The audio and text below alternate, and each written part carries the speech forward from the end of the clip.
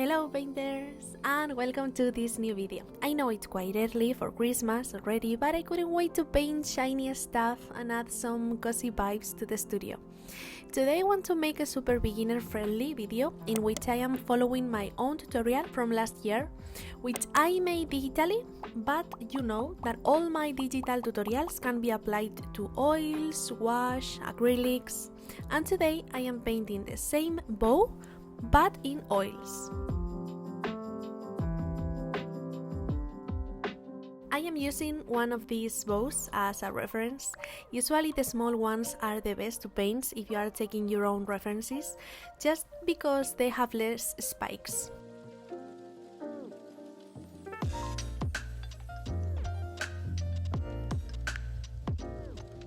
If you wanna see the full painting in real time, you can check my Patreon.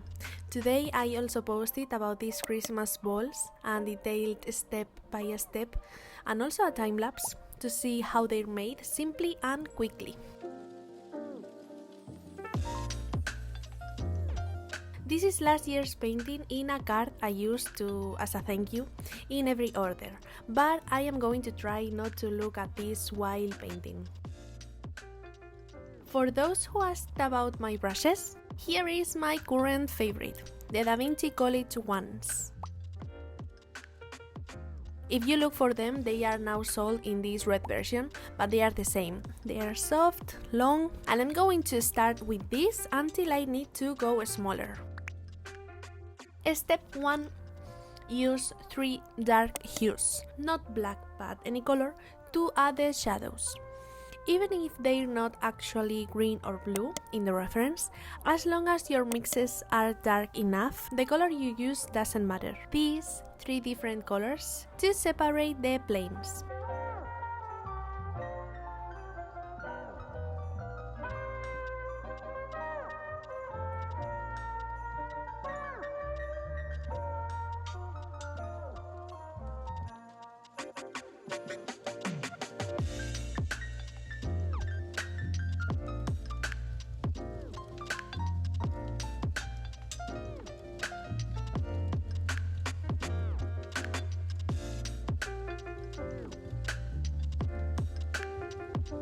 For example, here you can clearly see the different planes or parts, which could be difficult if you'd use the same hue. This step is always the same, even if the bow is red or blue, I could pick the same 3 colors for the shadows.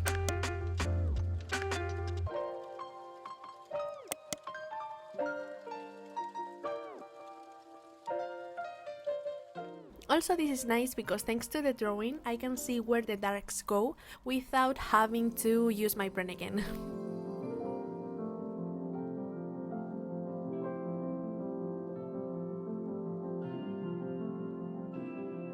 Step 2. Mix 3 main colors and use them without too much precision, just more or less.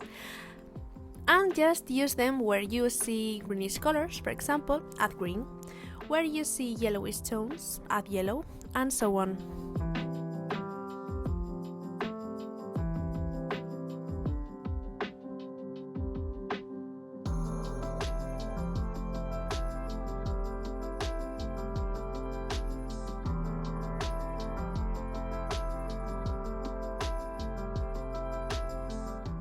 Don't try to copy the exact hue, just make this sketchy and for fun. It's going to be easier and faster, and the result is going to be the same.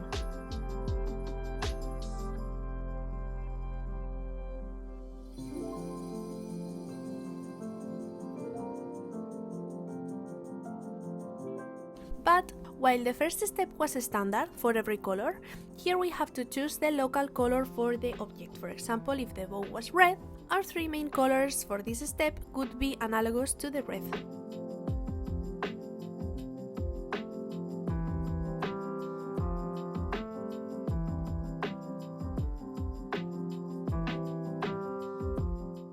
Same brush here, but just a bit smaller.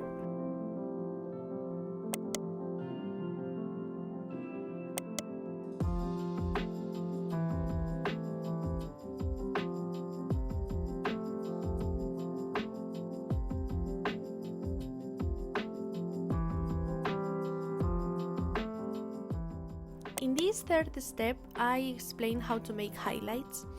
As you may know from my other videos, I use complementaries next to each other to create hard contrasts. Here I am using two types of yellows. This radiant yellow is a huge shortcut for adding cold highlights. Other cool yellows can be the lake yellow or the lemon yellow, depending on the brand. And in the contrary, warm yellows that are closer to the orange, like Indian yellow or cadmium. I am using a cadmium-free substitute here.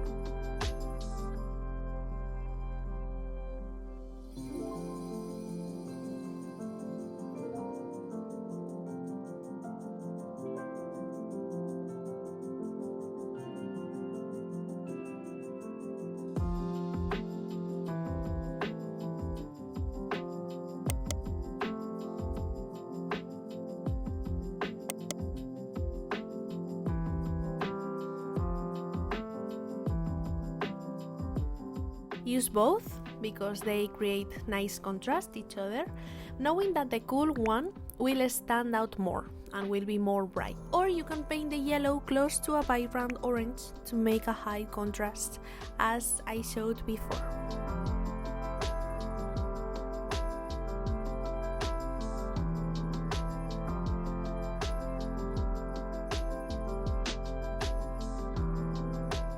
For this, I am using smaller, longer brushes. They are super soft and allow me to paint almost parallel to the surface. And with thin paint, just with a lot of medium for example, this will let me paint wet on wet without blending any colors.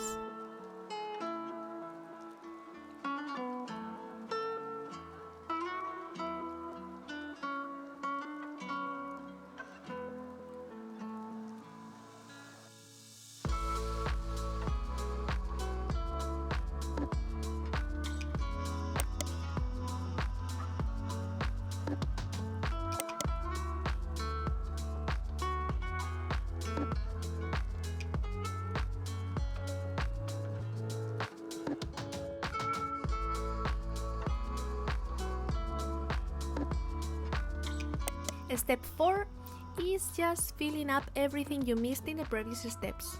You don't have to be super precise, as you see. Now just look at what you didn't paint and repeat. One of the things I like doing here is correcting some edges. Not every single one, because it could look very polished in my opinion, just some.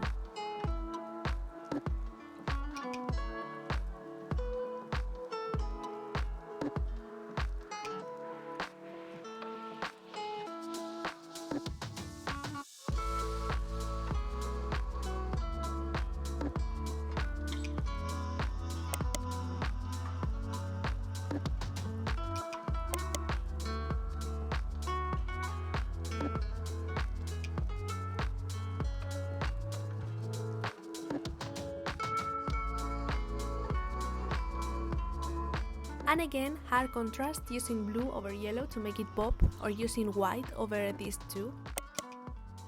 Step 5. Details. This is the most satisfying one because you just add those little reflecting lights and colors that you see surrounding the objects, even if they are not in the reference photo. I like to add some of the surrounding lights and colors, and for this I found this fluor pink. I've never seen anything like this before. You can also use magenta or radiant pink if you have it available, but I think I am going to go with this fluor pink.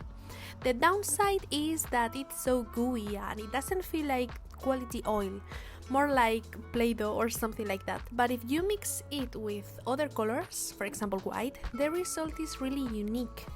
I wouldn't be able to achieve this with any other oil color. In acrylics this is possible, but in oils this would be super difficult.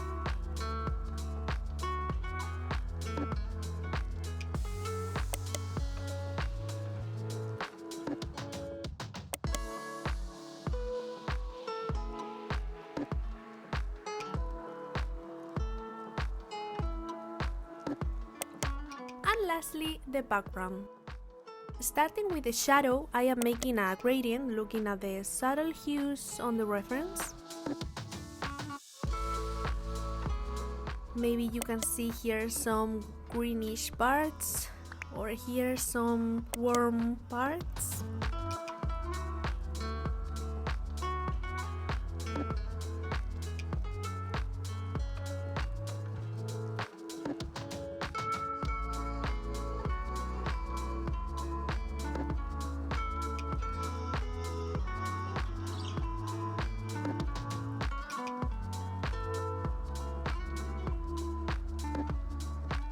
And now let me show this again, because now I want to focus on this.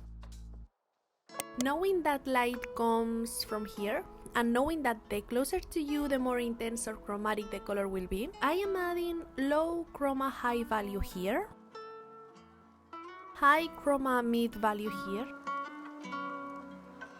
low chroma and medium volume here,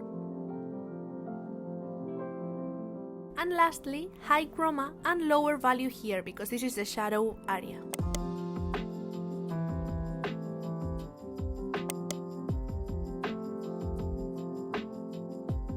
This makes a nice gradient which gives depth to the painting.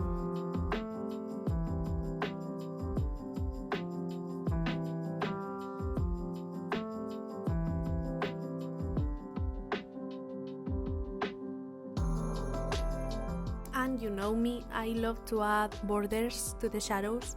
In this case, if I should choose, the borders could be warm, but I am adding both warm and cool edges just because I like it.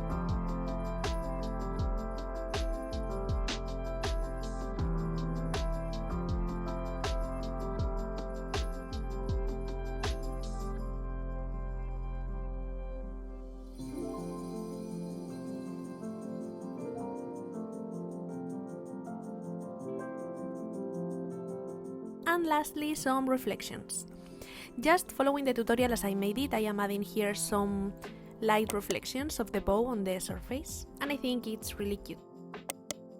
Little tip, if you want to shine small and subtle and you are painting alla prima, sticks are just perfect. I have a bunch here, or if not, you can use the pointiest brush handle you have and just scrub the paint.